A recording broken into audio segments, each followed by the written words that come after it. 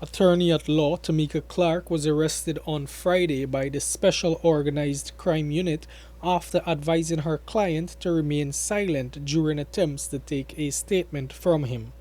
Clarke's client was arrested on Friday, October 21st, and released on the same day. He was told to report to Socu on Tuesday, October 25th, and had done so with Clarke, but they were instructed to return on Thursday because Socu was not ready for her client's statement. Questioner that Romana, the officer. Questioner that Romana then told me, come back on Thursday at 1 p.m. because they're not ready for my client's statement. I told Superintendent Romana, we can come back on Thursday at 1 p.m., no problem.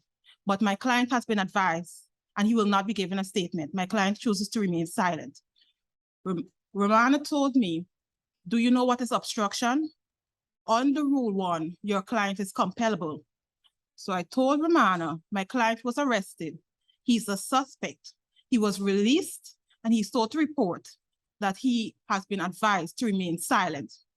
Romana told me, you're going to come back, you and your client are going to come back on Thursday at 1 p.m. And if your client does not give a statement on Thursday at 1 p.m., I will arrest you. I said, you are arresting me for advising my client to remain silent. He said, counsel, all I can advise you is that counsel will need counsel. After returning on Thursday, Clarke was advised that Superintendent Romana was busy and that she should return on Friday, October 28th at 9 hours. They called Romana. He came downstairs. He entered the room with the officers. My client and I were outside of the room. He told the officers, she preventing her client from giving a statement? Is she preventing her client from giving a statement? Speak up. Y'all tell me, is she preventing her client from giving a statement? Arrest her. Attorney-at-law Nigel Hughes noted that legal proceedings are essential to prevent a recurrence.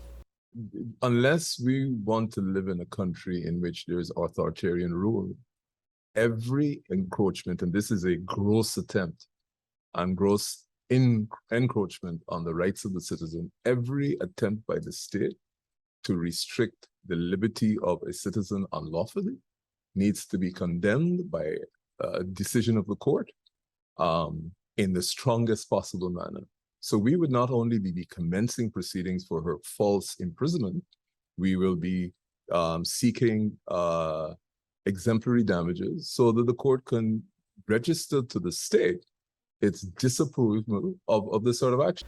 The Guyana Bar Association and the Association of Women Lawyers have issued statements condemning the arrest and called on the police force to take necessary action.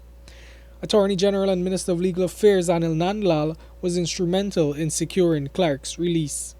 I spoke with Ms. Clarke and I informed her of my intervention and my advice, and I offered my apologies as a colleague of the bar for the unfortunate incident. Reporting for the newsroom, I am Richard Bainey.